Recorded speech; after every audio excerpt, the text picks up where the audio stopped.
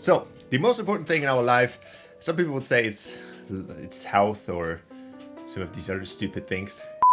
I want to talk about the topic that is not spoken too much about, and it is money and how you can make a living in Fortnite Creative, or at least how you can make a few bucks on the side with Fortnite Creative. And this even works with everybody, so you do not even need to have a code to make money with Fortnite Creative. There's so many different branches, and I try to show you everything that is possible and what you can earn. So let's get right into it. The most important thing in our life, yeah, some people would say it's health, some people would say it's family. Für Fortnite! But undoubtedly, money is very important, and I definitely don't want to blame anybody that wants to make money with Fortnite Creative. Fortnite Creative is a very time-consuming task, and there's a lot of things that go into it. And if you just want to make it for fun, that's cool. But if you also want to make money, I don't blame you for it at all. And there's a few different ways. So let's get out with the most obvious one, and that is obviously the Supporter Creator Program. If you never heard of the Supporter Creator Program, it is basically a program where everybody with 1,000 followers on any given platform can submit a form and then call themselves a Fortnite creator if they get accepted. And the cool thing about this is then you get a code and you get money from people buying stuff in the item shop with your code. But there's a few things which I can tell you which are on the Epic Games website. So for example, you earn 5% of everything that everybody buys with your code. So that means, for example, if 1,000 people use your code and they all buy a skin for $7.99, I know that's pretty unrealistic, but let's assume that for the sake of this video. So that would leave you with 35 cents if my math is correct, and I failed math, though. Don't take these numbers for granted. And that would leave you with a total of $350 a month. And obviously, it doesn't mean that you every time have 1,000 people and that always people buy a skin for $7.99. But basically, it comes down to two things: how much money you earn with your supporter credit code, and that is either you're very popular on the internet. Yeah, I think the most I've ever made in a month off of the creator code was like 5 mil. Or you have very public or very popular maps. So if you're already popular, then I don't know why you're watching this video. But okay, so let's assume you're on the Supporter Creator Program, but you don't earn enough from just the Supporter Creator Program. What else can you do? So if you're in the Supporter Creator Program, there's one cool benefit of that, and that you get the rights to publish Fortnite Creative maps. There's other ways in how you can get publishing rights as well. That doesn't require you to have 1,000 followers. I already made a video about that, but also the link is in the description. But there's cool things which a lot of other artists do which are not in Fortnite Creative, and that is freelancing. So freelancing is basically the one thing that a lot of artists do and a lot of artists get their money from. And the cool thing about freelancing is that you decide how much you want to earn and how much time you want to spend. But how do you become a freelancer in the first place? First of all, you need to have some kind of portfolio where people can see what work are you doing. So for example, you have a Fiverr page, a website, you could have your Fortnite Creative headquarter link. So this is a website where people post their Fortnite Creative maps and other stuff like that. And then you show that to people that are currently interested in your work. So I would say having a website or Fiverr is probably the easiest one because people are going actively there to look for something that they want to spend money on. But also your Twitter profile, your Facebook page, or whatever you want to use can basically work as your freelance web page. So let's just assume that you're very good at building 1v1 maps and people want to pay for your 1v1 maps.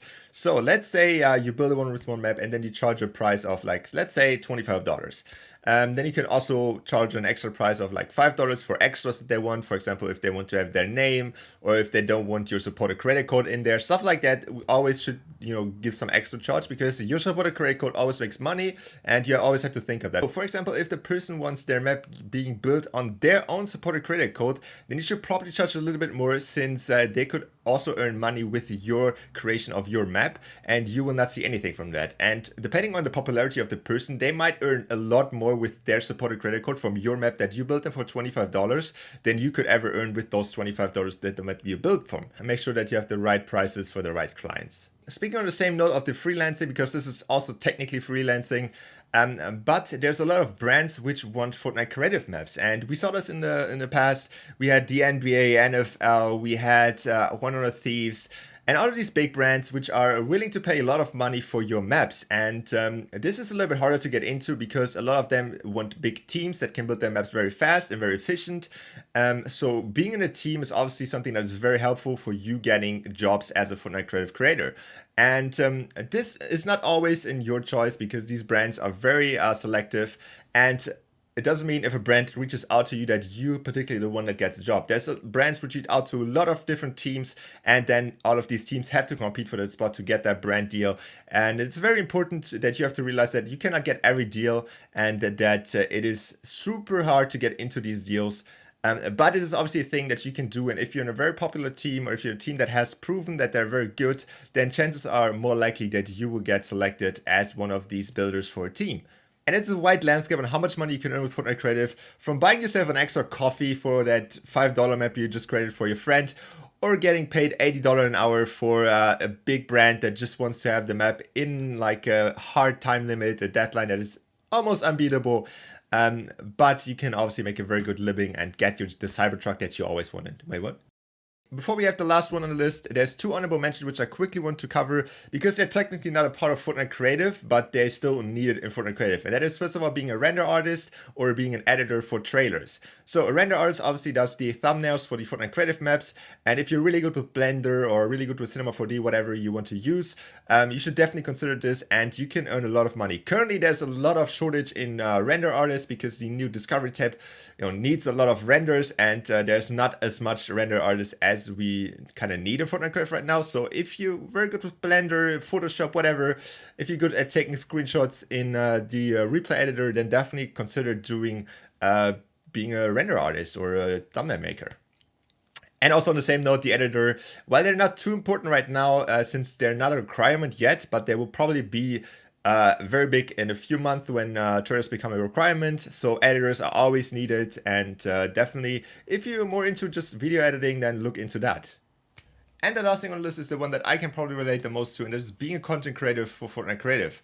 The cool thing about that is that you do not even need publishing rights. All you need to do is create tutorials, create funny content, create anything that is related to Fortnite Creative, and just upload it on your YouTube channel or stream it on Twitch, or maybe even OnlyFans. I don't know what you're into. But as I already said, the cool thing is that you don't really need anything. Like, you don't have to be good. You just have to be funny, creative, or be a good teacher. And everybody can start it. It takes a lot of time, I admit that. And being a YouTuber or Twitch streamer in itself is a long way. And you cannot just say, okay, I'm going to do this 1 week and then I'm going to be done. Being a content creator on YouTube, and you can ask Master Plays, Jörg, Imager, is not the easy thing by a long shot. It is probably the hardest out of all of these because it takes the most time and the most patience, because you have to do basically everything that everybody else is doing, but you don't earn anything at the beginning. And it is a very frustrating process, but in the end, it is worth it. And I can say that I can make my living from Fortnite Creative by just doing content. My Fortnite Creative maps suck, but I can still make a living from Fortnite Creative. And that's pretty cool to think about, and definitely something that you should consider, especially with Fortnite Creative 2.0 coming up in the future. There's a lot of space for people creating tutorials, so if you're not already doing stuff right now, definitely start creating tutorials. Even if they don't get a lot of views right now, you will come to the part where you start getting views, and it comes naturally, and you don't have to worry about that at the beginning.